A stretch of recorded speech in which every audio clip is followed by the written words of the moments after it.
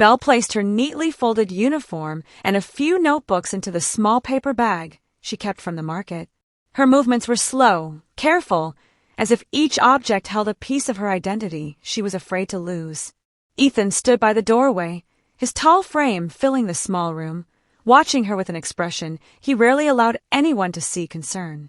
The dim light flickered above them, buzzing faintly. It was hard to believe this fragile girl had survived here for so long. "Is that all you're taking?" Ethan asked, glancing at the small bag. "Yes," Belle said quietly, avoiding his eyes. "The rest isn't important." He stepped closer, looking around the cramped space one more time. There were no pictures, no decorations, nothing that showed a life lived, just survival. "You've been here long." "Since my parents died," she replied softly. "Aunt Crizzy took me in for a while, but when her own family moved back, I didn't want to be a burden." Ethan clenched his jaw. He wanted to say she wasn't a burden to anyone, but he held back. Words wouldn't change what she had endured. When she turned to face him, her eyes reflected a quiet strength, but there was exhaustion there too, the kind that came from years of fighting to stay afloat. "I can't take charity," she said, her voice barely above a whisper. "You've already done too much." "This isn't charity," Ethan replied. "It's common sense. You can't keep living in a place like this. I'm offering you safety, Belle. That's all." She looked away, clutching the handles of her bag. "Safety isn't free." He paused at that. There was something in her tone, resignation, maybe even mistrust, that made him realize how often people must have made her pay for their help in other ways. "With me it is," he said quietly. "You won't owe me anything." The sound of footsteps interrupted them. A plump woman with a scarf tied around her head appeared in the doorway, holding a chipped bowl. "Belle, child, I told you, oh." Her eyes widened when she noticed Ethan's expensive suit, the polished shoes, the quiet authority he carried without trying. "Aunt Crizzy," Belle said quickly, stepping between them. "This is Mr. Ethan. He helped me today." The woman gave a slow nod, her suspicion obvious. "Helped you, huh? You one of them sponsors from the city." Ethan almost smiled. "Something like that." "Well," she said, setting the bowl down on the rickety table. "She's a good girl. Works hard, never complains. You take care of her if you're taking her anywhere, you hear me?" "I will," Ethan said, his voice steady. "You have my word." The woman studied him for another long moment, then nodded approvingly. "Good. The world's not kind to girls like her. Be better than most." "I intend to be." When the woman finally left, Belle stared at the door, her heart pounding. Everything felt unreal, leaving this place, stepping into the unknown with a man like Ethan. She had met him only weeks ago at the bar, a customer who had never once treated her with disrespect. But still, he was a stranger. "You're sure about this?" she asked, turning toward him. Ethan didn't hesitate. "Yes." She wanted to argue, but his tone left no room for it. When they stepped out into the night, the air smelled faintly of rain and rust. The narrow corridors echoed with the sounds of televisions, arguments, and crying children. Belle's slippers made soft sounds against the concrete as she followed Ethan down the stairwell. Two of his security men waited at the bottom, one holding her small bag. The other stood alert, scanning the surroundings. Belle froze when they reached the car. It wasn't just any car, it was the kind she had only seen in magazines. Sleek, black, spotless. Ethan gestured for her to get in. "I can sit in the front," she said awkwardly, not wanting to dirty the plush leather seats. "You'll sit where I tell you," Ethan replied gently, opening the back door for her. She slid inside, tucking her bag beside her feet. The warmth of the interior wrapped around her instantly. She'd never felt anything like it. The faint scent of leather mixed with Ethan's cologne, clean, expensive, but not overpowering. As the car started moving, she stared out the window, watching the slum fade away. It felt like she was leaving behind a version of herself she might never meet again. Ethan's voice broke the silence. "Where's your school?" "St. Agnes Medical University," she replied softly. "I'm in my final year." He nodded, tapping something into his phone. "You'll have everything you need by morning. Books, uniforms, supplies." "I'll handle it." Her head snapped toward him. "No, please. You don't have to do that. I'll manage." "Belle," he said, his voice calm but firm. Let me help you. You've been managing your whole life. Maybe it's time someone else took care of things for a change. She turned away, her throat tightening. I don't know how to accept that. Then start learning. The car fell silent again. She watched the lights pass by, her reflection faint in the window. Somewhere deep inside, fear mingled with gratitude. Ethan Delville was a man people whispered about. Ruthless, calculating, untouchable. Yet, sitting beside him now, she saw something else. Something human. When they finally reached his mansion, Belle could hardly believe her eyes.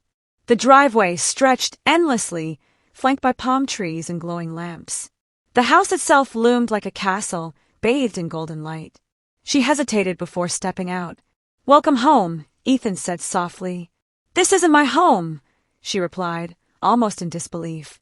It will be, he said simply. At least for now. She followed him up the marble steps, her shoes squeaking faintly against the polished floor. Inside, the air smelled of sandalwood and clean linen. Paintings lined the walls, and chandeliers sparkled overhead. It was too much, too perfect.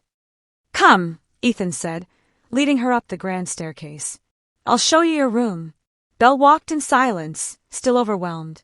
Every step echoed her confusion. Why was he doing this? What did he want? At the end of the hall, Ethan stopped in front of a large door and opened it. The room beyond was bigger than her entire apartment building. A king-size bed stood in the center, dressed in soft white sheets. There was a balcony, a study desk, even a small bookshelf filled with novels. This is yours, Ethan said. If you need anything, ask Clara. She's the housekeeper. You can call me if it's urgent. She stepped inside hesitantly, her eyes wide. This is too much. It's what you deserve. No, she whispered, shaking her head. People like me don't deserve this. Ethan stepped closer, his voice low. You've worked for everything you have. You've earned a little peace. Don't question it. Her lips parted, but no words came out. She just nodded, clutching her small bag tightly. I'll let you rest, Ethan said, backing toward the door. Dinner's at 7. Clara will show you the way.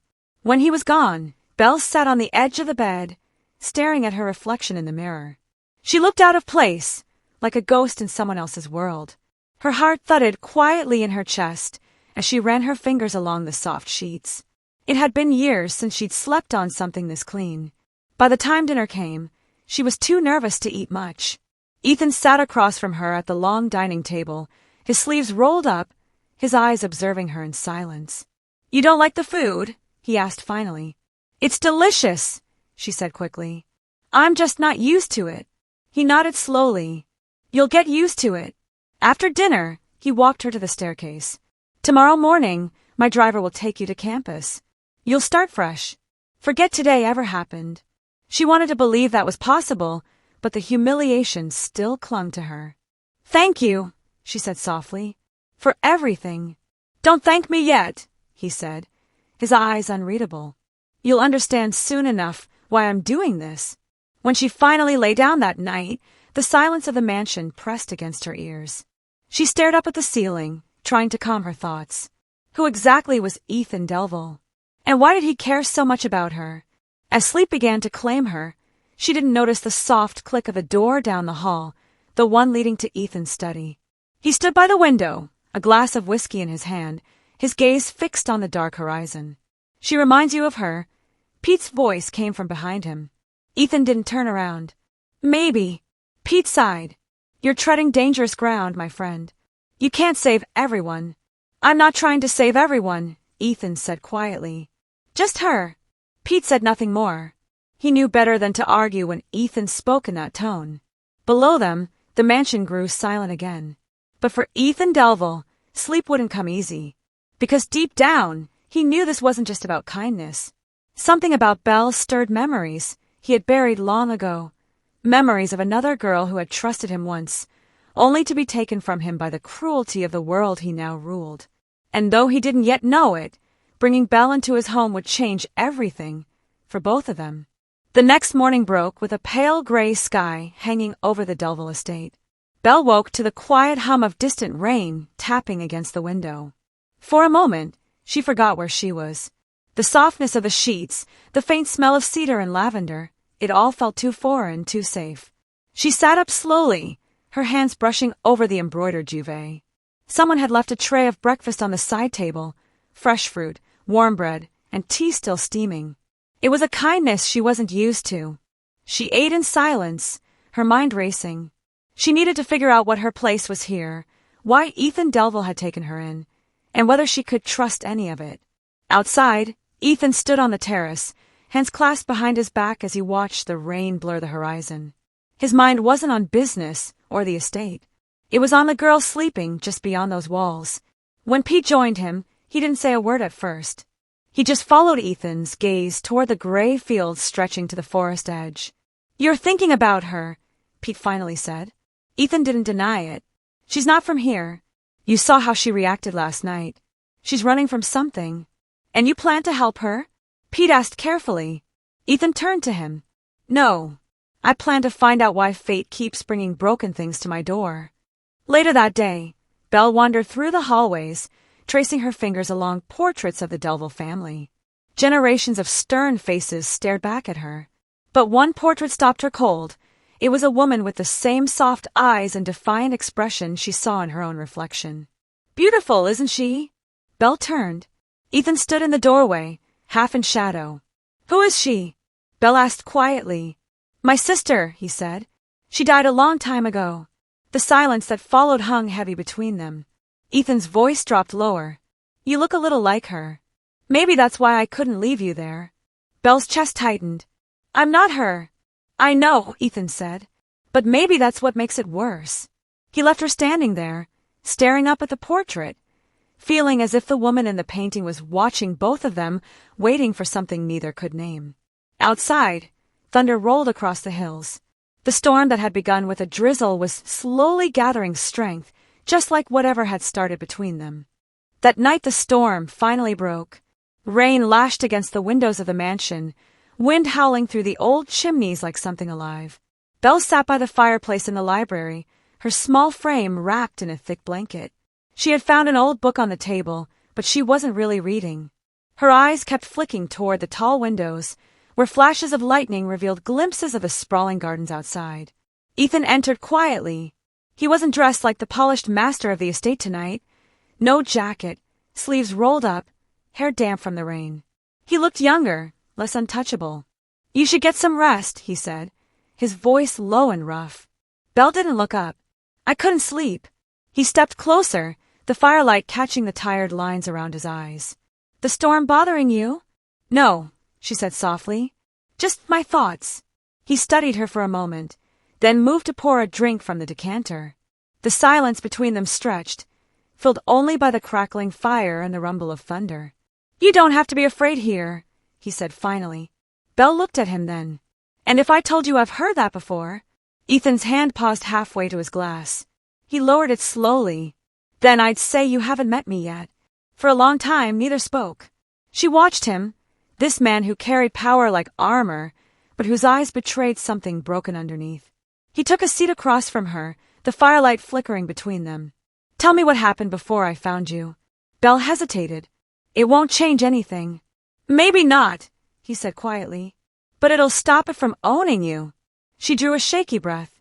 "There was a man, someone I trusted. He said he'd help me find work in the city. But he lied. When I realized what he planned, I ran. I've been running ever since." Ethan's jaw tightened. "And you think he'll come looking?" "I know he will." Ethan leaned forward, elbows on his knees. "Then he'll have to go through me first." The way he said it wasn't loud or dramatic. It was calm, certain, the kind of promise that carried weight. For the first time since she'd arrived, Belle felt something close to safety. But as the fire burned lower, Ethan stood abruptly, as if catching himself feeling too much. "You should sleep. Tomorrow we'll talk about what comes next." She watched him leave, his footsteps fading down the corridor. The door closed, but the warmth he brought lingered long after he was gone. Upstairs, Ethan entered his study and poured another drink he didn't really want. The rain beat against the windows harder now. He stared into the glass, his reflection fractured by the firelight. He had told himself bringing Belle here was about decency, maybe guilt. But he knew better. The moment he looked into her eyes, Something old and restless had awakened in him, something he had buried with his sister years ago. And though he didn't yet understand it, he could feel the world shifting around her presence, the same way storms shift the sea before dawn. By morning, the mansion would be changed again. Belle woke to sunlight filtering through gauzy curtains. The storm had passed, but a strange stillness filled the halls.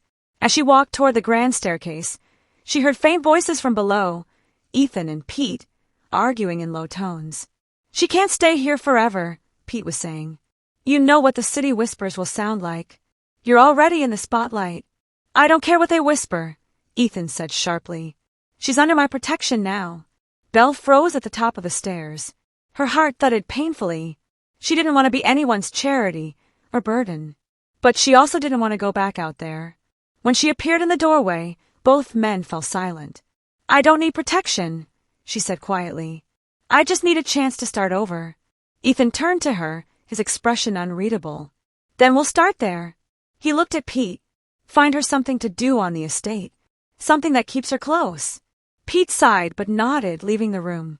When they were alone again, Ethan stepped closer. "You don't have to prove anything to me, Belle. But if you want a new beginning, I can give you one." She met his gaze, steady now. "And if I take it," his voice dropped, "then your past stays outside these walls." It was a simple promise, but something in his tone made it feel like more. Belle didn't know yet what this new life would cost either of them, but for the first time in a long time, she wanted to believe in something. Outside, the sky cleared completely, the world washed clean after the storm. Belle's new life began quietly. Pete assigned her light work around the estate, helping in the gardens, keeping inventory in the library, running small errands between the main house and the stables. It was simple, grounding work. For someone who had spent months watching her back, even the rhythm of ordinary days felt like a luxury.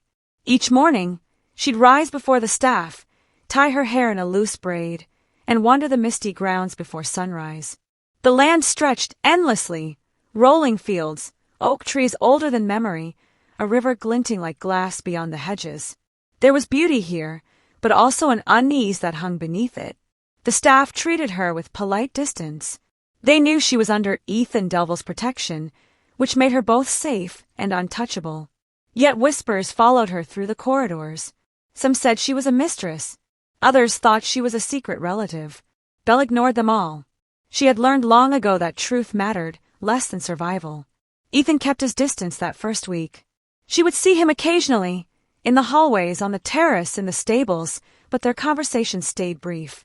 Always polite, always measured, but every time his eyes met hers, the air seemed to tighten, as if both of them felt something neither wanted to name. One afternoon, while sorting through old books in the library, Belle found a photograph tucked between the pages of a ledger.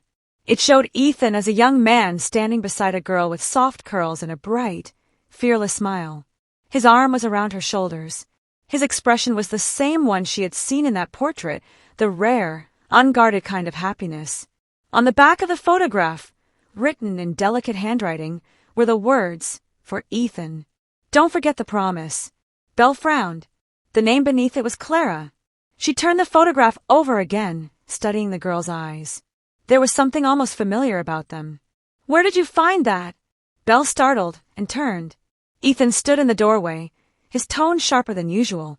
"It was in one of the books," she said quickly, holding it out. He crossed the room and took it from her, his jaw tense. For a moment, he said nothing, just stared at the photo, his thumb brushing across the image as if he could erase time itself. "She was my sister," he said at last, voice quiet but strained. "Clara!" Belle hesitated. "She looks kind." "She was," he replied. "Too kind. That was her mistake." Belle watched him carefully. "What happened to her?" Ethan placed the photograph back into the book and closed it gently. "The world took her from me. That's all you need to know." His words were final, but the grief in them was raw, unhealed. Belle could see it in the way his shoulders stiffened, how he turned his back before she could speak again. After he left, the library felt colder. That night, Belle dreamed of a girl's laughter echoing through the mansion halls, followed by a scream that never seemed to end. When she woke, her pillow was damp with sweat, and the faint sound of footsteps lingered in her ears. The next morning, She mentioned it to one of the maids while helping in the kitchen. "Oh, you heard her too," the woman said offhandedly. "Happens sometimes when the fog rolls in. Mr. Delville's sister never left this house, you know." Belle froze. "What do you mean?" The maid glanced around, lowering her voice. "They said she drowned in the river years ago. But on some nights, when the storm's coming, you can still hear her walking upstairs. Just like before she died." Belle tried to laugh it off, but the memory of the dream clung to her. That evening, she went to the river herself. The sun was setting, streaking the water in red and gold. The air smelled of rain again. She stood there for a long time, listening to the steady rush of the current. When she turned to head back, she saw Ethan on the hill above the river, watching her. "You shouldn't come here alone," he said as he approached. "Why?" she asked. "Because of your sister?" Ethan stopped a few feet away. His expression was unreadable. "Because this place doesn't forgive. None of it does." Belle held his gaze. "Then why stay?" He looked toward the water. "Because someone has to remember." The silence between them deepened, filled with the hum of the river and the whisper of wind through the reeds. Belle spoke softly. "You think she's still here, don't you?" Ethan turned sharply toward her. "Don't play with things you don't understand." His voice wasn't angry, it was frightened. He started walking back to the mansion, leaving her standing by the water, heart pounding. That night, the rain returned, heavier than before. Belle lay awake listening to it when she heard a faint knock on her door. "Belle!" It was Ethan's voice, low and unsteady. She opened the door. He stood there, his shirt half unbuttoned, eyes shadowed. "There's something I need to tell you," he said. Before she could answer, the lights flickered, and somewhere in the distance, a woman's laugh echoed faintly down the corridor. Belle's blood went cold. Ethan turned toward the sound, face pale. "She's awake again," he whispered. "And it's because of you." The laughter drifted through the hall like the memory of a song that had never been finished. Ethan moved first a steps quick and silent down the corridor, the candlelight shaking in his hand. Belle followed close behind, clutching her shawl around her shoulders. The air felt different, colder, heavier, as though the mansion itself were holding its breath. They turned the corner toward the east wing, a part of the house Belle had never seen. The wallpaper there was faded, the air smelled of damp wood and dust. At the end of the hall stood a door half open, swaying with each gust of wind that seeped through the cracks. Ethan stopped before it, his face drawn tight. She had forgotten what his eyes looked like when fear lived inside them. He pushed the door open slowly. Inside the room was untouched, frozen in time. A vanity, covered with a thin layer of dust, a music box resting beside a cracked mirror, and an old dress hanging behind the door. Belle stepped closer, her fingers brushing across the vanity's surface. The moment she touched it, the music box clicked open on its own, and a faint tune began to play. Ethan flinched. That song, he whispered. She used to play it every night before she died. Belle turned toward him. "The room is so still," she said softly, like she never left.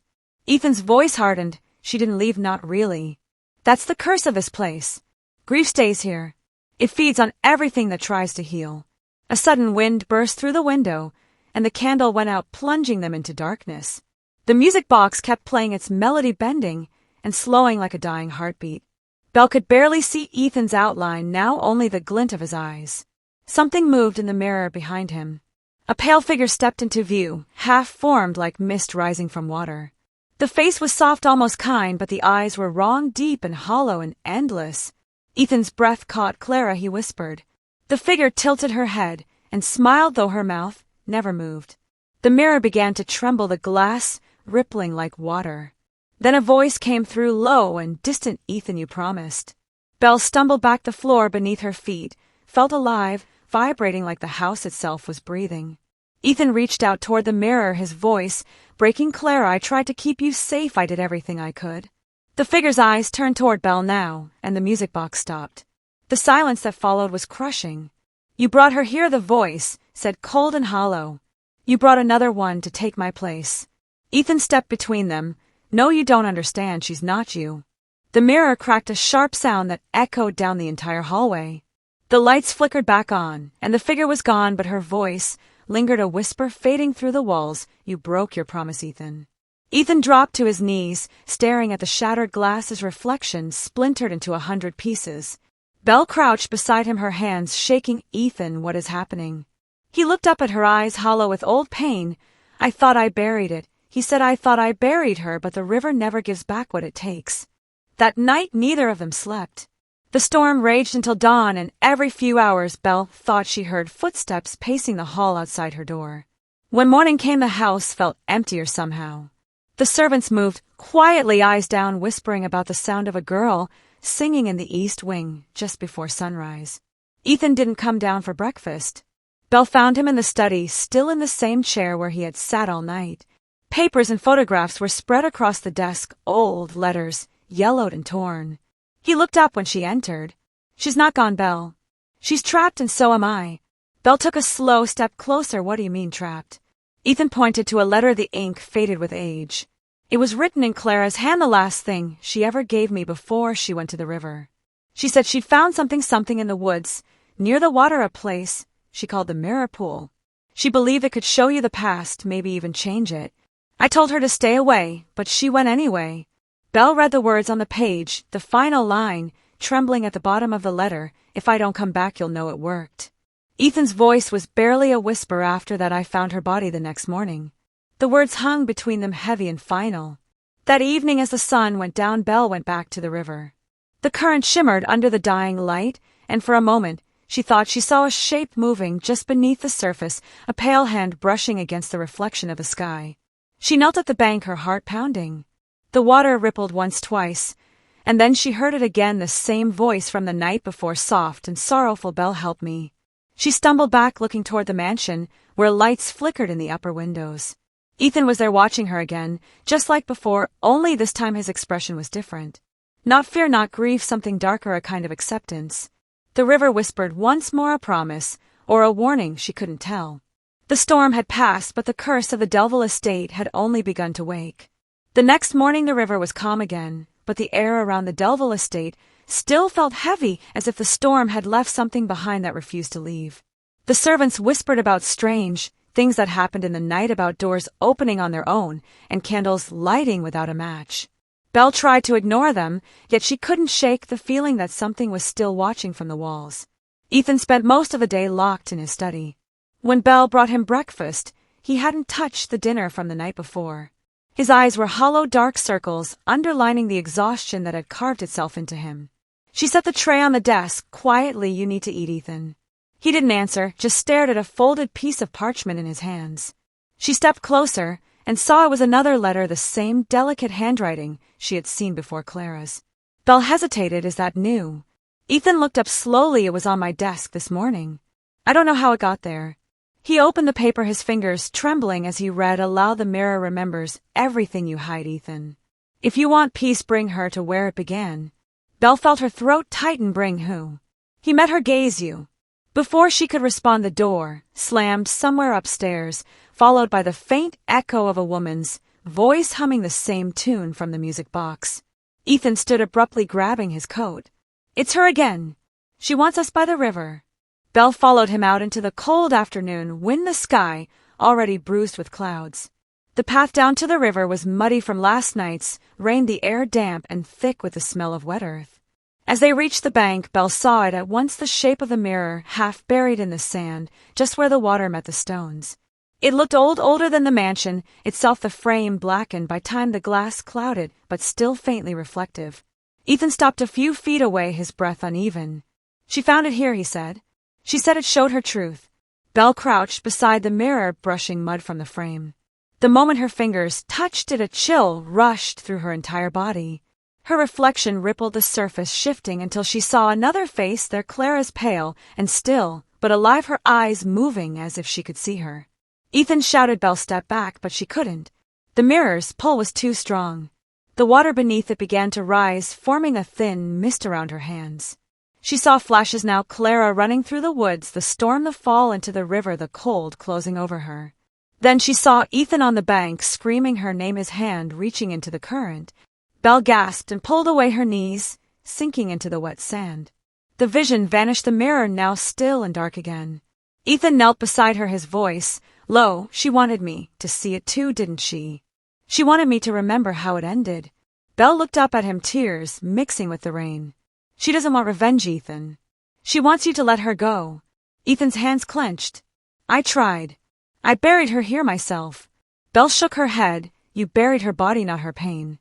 You kept this house the same, you kept her things untouched. You never let her leave. The wind picked up the river, rising again as though answering her words. The mirror shimmered its glass, turning to liquid. From its surface, Clara's figure began to form, faint at first, then clear, her white dress flowing like smoke. Ethan stood, frozen tears in his eyes. Clara. The spirit tilted her head, her expression, neither kind nor cruel, simply tired. You kept me here, Ethan. You chained me to your grief.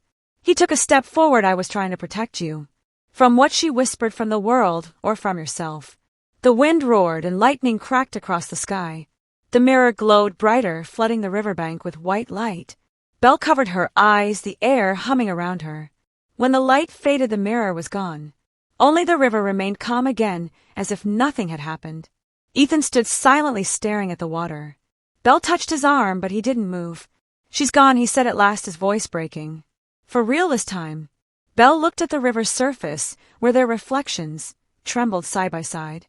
The storm clouds were clearing, revealing a sliver of blue sky. Maybe now, she whispered, the house can breathe again. Ethan turned to her, then something softer in his eyes, a peace she hadn't seen before. Thank you, Belle. They walked back to the mansion together in silence. The halls that once echoed with whispers now felt still and open. The weight of grief finally lifted. That night, as Belle stood by her window, she saw Ethan outside near the old oak tree, placing Clara's photograph beneath it. The moonlight touched his face, and for the first time since she had met him, he looked free. She closed the curtains, her heart both heavy and calm. The Delville estate would never forget what had happened there, but maybe now it could begin again, and so could they.